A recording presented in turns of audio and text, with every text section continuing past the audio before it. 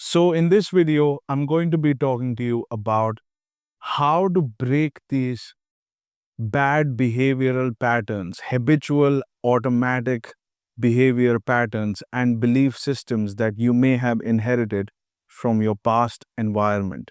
And you may have left the environment, but these belief systems may run your life and making you disempowered in situations where you need the most amount of power, where the stakes are high and you need a totally new paradigm and a totally new way of operating and functioning. So in this video, we're going to be talking about how to dismantle these belief systems and disassociate from bad behaviors. So if you haven't watched the previous parts, this is a multi-part series. It's on how to reprogram your mind to make a lot of money. So make sure if you haven't done that to watch the first three parts.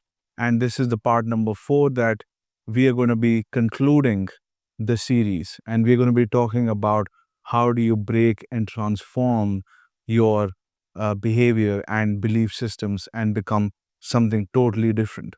So this is something that I discovered when I first traveled to Dubai when I was 14 years old, and my mother had won a ticket from her company. She had qualified.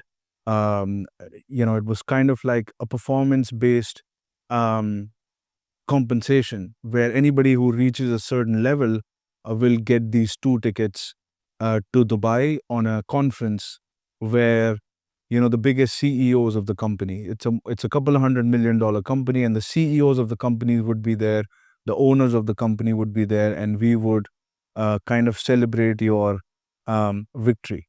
And it was a commemoration. It's called a commemoration. It's a ceremony that she was invited. She had hit certain thresholds. And the reason the company did that is because whenever they would expose people to better lifestyles, they found that the productivity increased dramatically because they would change and transform their belief systems.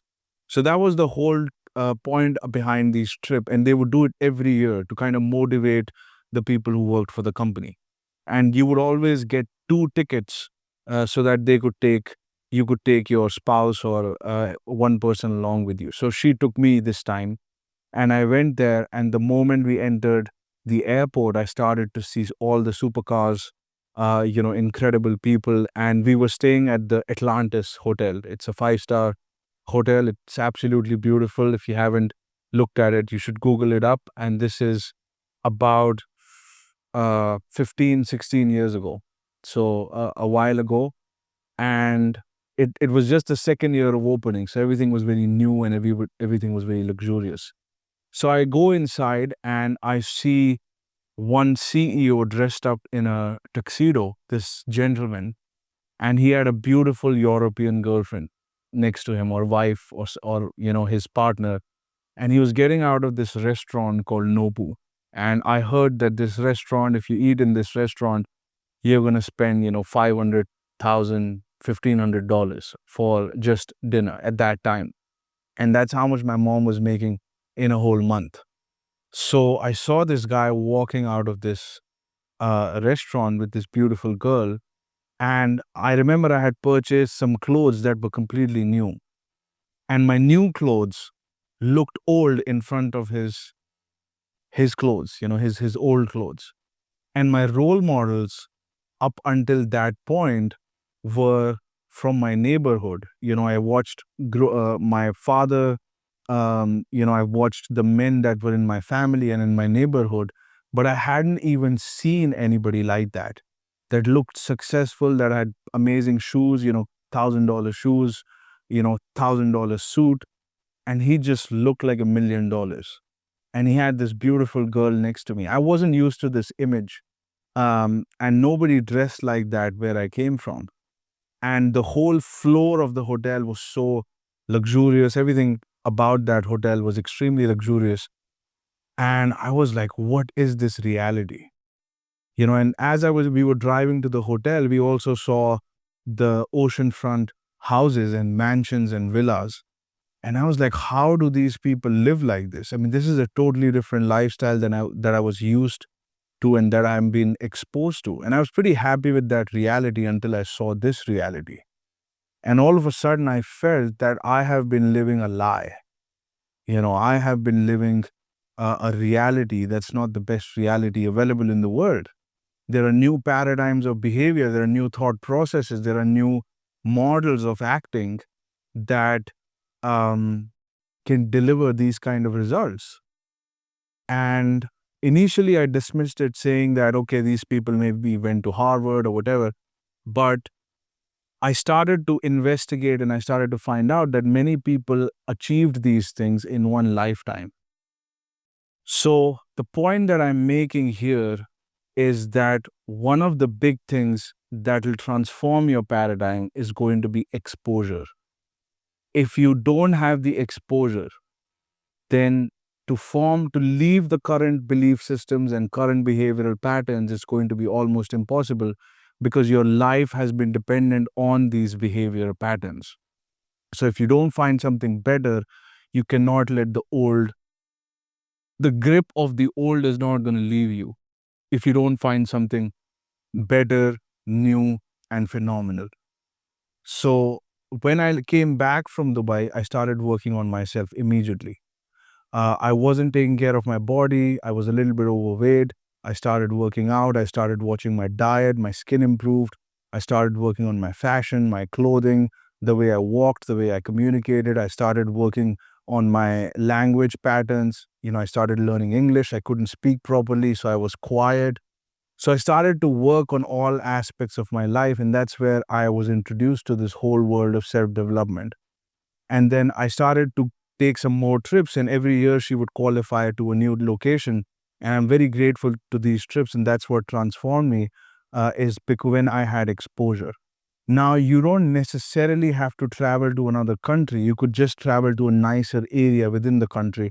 I just felt that where I came from, I had to travel all the way overseas to get an idea of something really, really good. It helps if you travel, but just to have that idea, um, it could come from a better part of the neighborhood. And then what started to happen is that I started to expose myself more and more. And I started to go and look at this Ferrari showroom that was there in India outside a nice five-star hotel. And me and my friend would go every day to look at the car. And long and behold, I was in Dubai, I was driving Ferraris.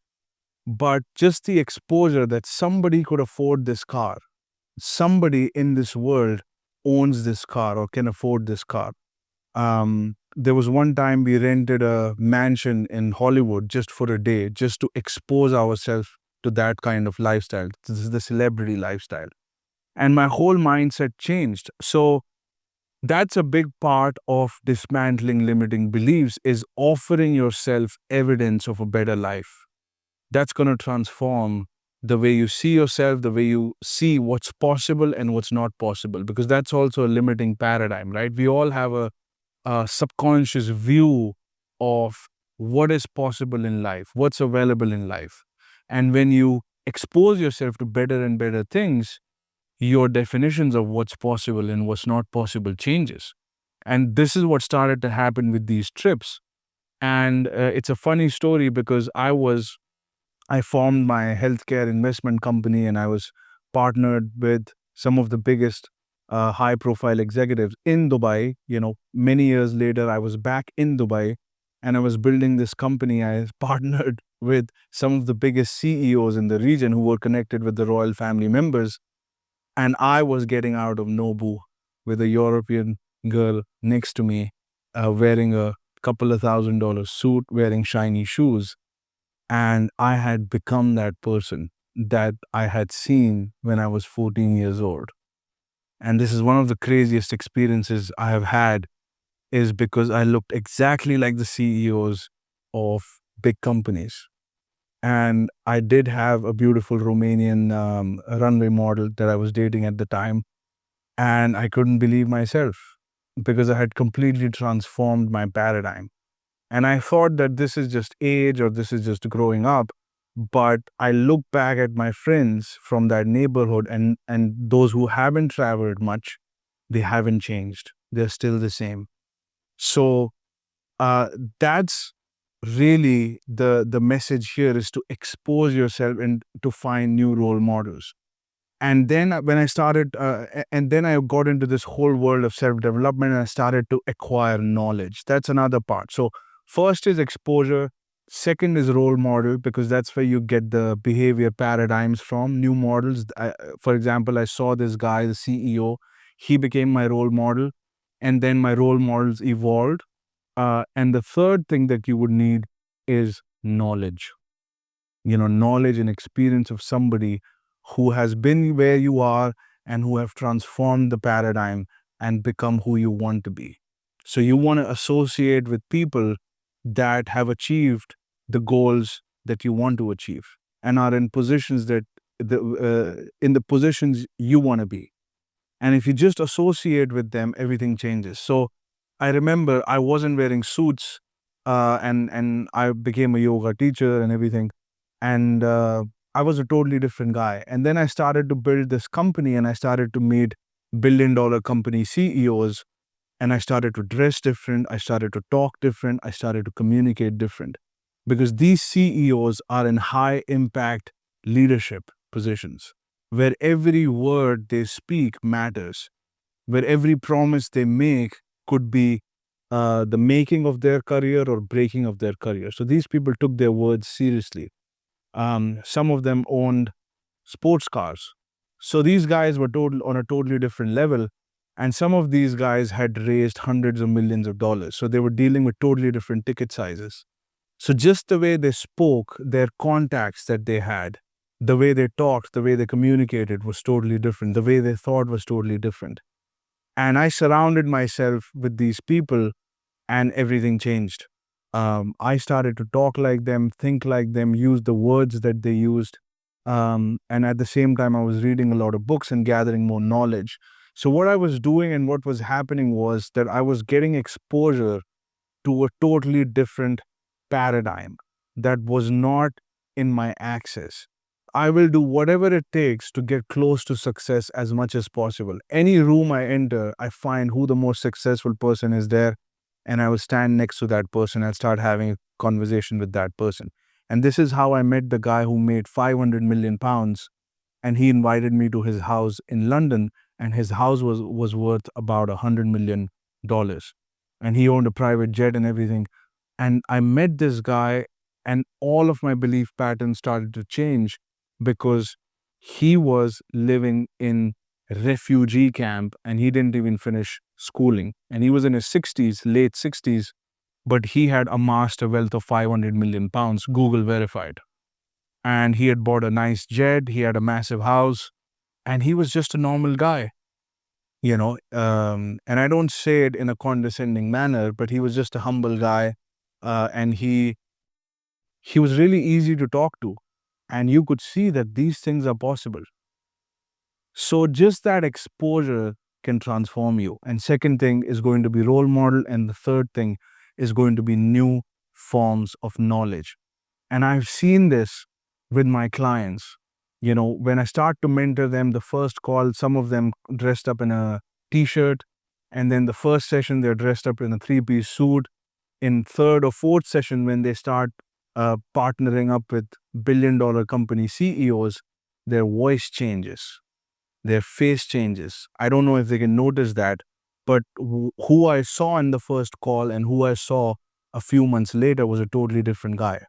Sometimes they send me voice notes, and I can hear that there is power projecting in those voice notes. They're already adapting new paradigms of behavior. So I've seen a lot of that transformation happen. And all of that happens with knowledge. I got the knowledge from many, many of my mentors, and I got the paradigms, and they're getting it from me. And this is another thing that I realized is your career is going to determine who you're going to meet day to day. And that's what's going to determine what paradigm and what types of behaviors you embody, and what life you're going to have. You are who you associate with. One of my mentors, Dan Pena, who lives in a castle, says, you are who you associate with. So you have to actually disassociate from your past and the people from your past, as hard as that may be, and start building connections which are totally on a totally different level, which are more aligned with your goal. And we also had, as a part of the seminar that I did in the castle of my mentor, Dan Pena, which is about buying companies, he talks about this. He has a accountability format, a weekly reporting system where you have to evaluate what are your goals and who did you meet and who did you meet related to your goals. Meaning, are your associations based on your goals, or are your associations based on who you grew up with, which neighborhood you came from, what's the ethnicity and all of that crap? Are you is your associations based on that, or is your associations based on where you want to go in your life? Are the people around you where you want to be? If not, then you may have to change that, because that's who's shaping your behavioral patterns. Remember what we talked about in the initial sessions. Behavior paradigms are formed through the data that you get from the five senses. Whatever you expose your eyes and ears to is going to have an effect on your mind. So you have to be very careful what you consume, who you associate with, and I've seen the power of this. I was a good kid, and I didn't have any bad habits. When I went to boarding school, I associated with the wrong type of people. I started to smoke, I started to drink, I started to do drugs. Then I started to associate it with guys who were, into a very intense form of hatha yoga, classical hatha yoga, in South India, in a yoga center. I stayed there for a year with monks, and I started to meditate 4, 5, 6 hours a day. And that's how of a dramatic shift that happened in a very short period of time by changing my association.